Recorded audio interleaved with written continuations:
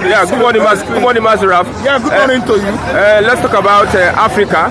Now, with the influence of the imperialists, the West, it seems like Africa is not yet free. We have countries like Burkina Faso that is getting threats from France and the United States. We have countries like Nigeria, which we believe that most of our leaders are a puppet to the West. Yes. Yes.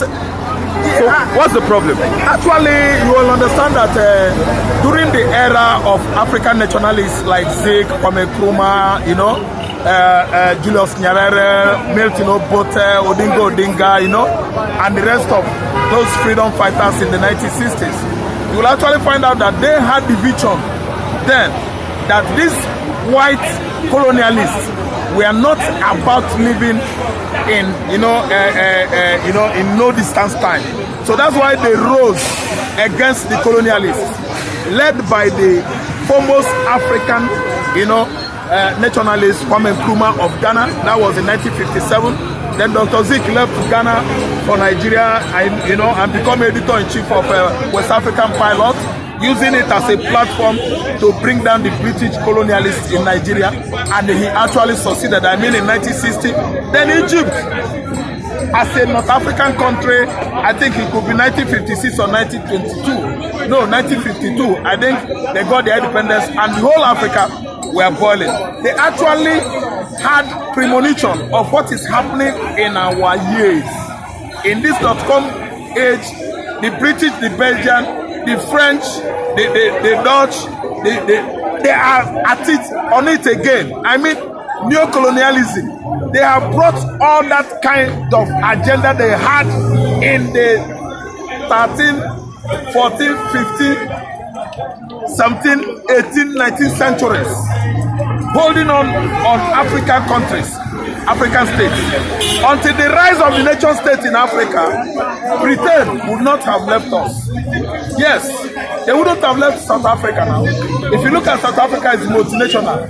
Almost the whole Europeans are there. The Dutch are there. You even have the HLs. They are there. The French, all of them, until British, had upper hand. You know them. They were the one that had all that upper hand in America, having upper hand in Southern Africa, and other, big countries. I don't know what I understand. But what we are seeing now is the West. They are at the back door, positioning greedy African politicians as leaders of all these countries in West Africa, in East Africa, in Central Africa, in Southern Africa, remoting our resources, sucking our oil, sucking our gases, giving us little percentage. Just look at what is happening in Burkina Faso. Burkina Faso is trying to open the eyes of all the francophones in West Africa. ECOWAS states, if up to 19, 14 are francophones, the remaining 4 are anglophones. Just imagine. And France is not relenting on sucking these West African states, their natural resources, ripping their natural endowment, giving them stipend every year. Just imagine. Burkina Faso, the French was reading their annual budget. A situation whereby Burkina Faso realized in the past, because they are overcome now, realized in the past, every year, $1 billion only from France, $1 billion.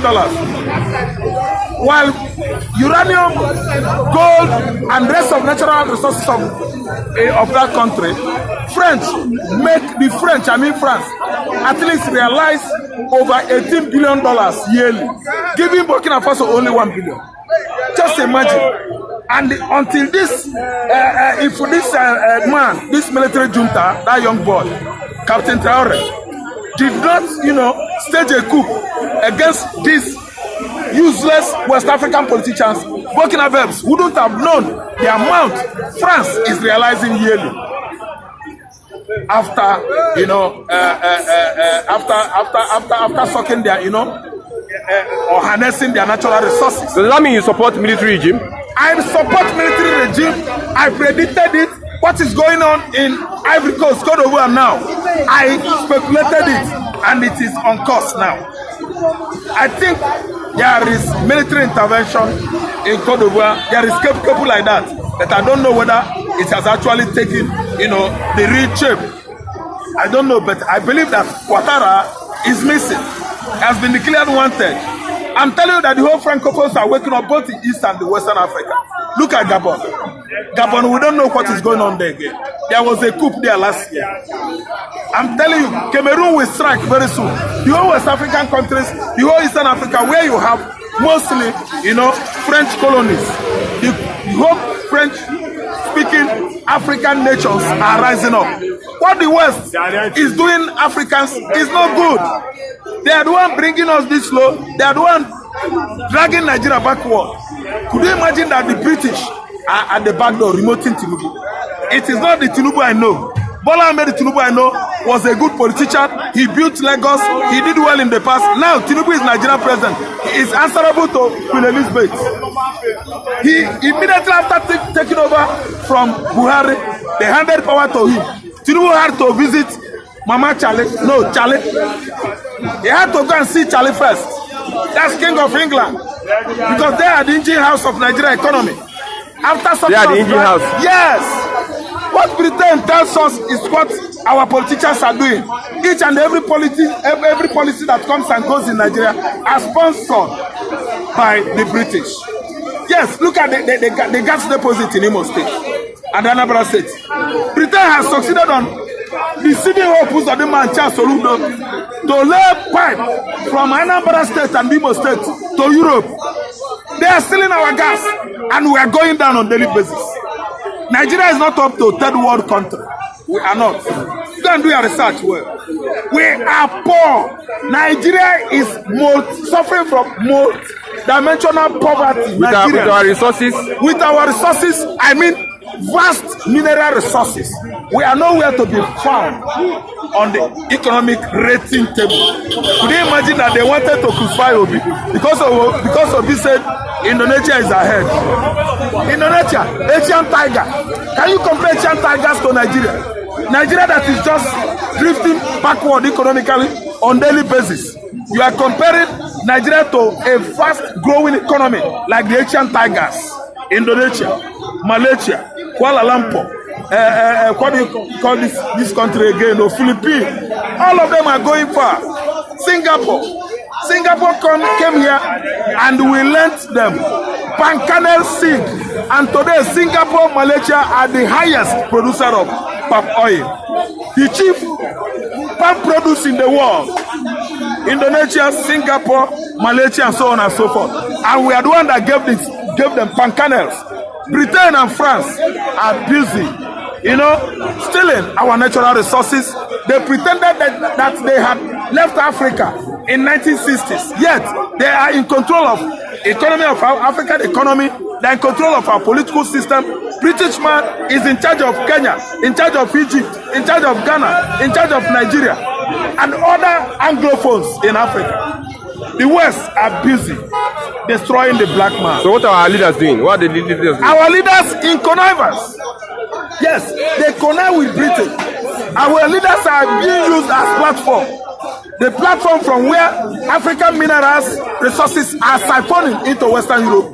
Who is our political leaders? They are political what? Errand boys, men, to the French, to the Belgians, to the Spanish, Portuguese, and the British.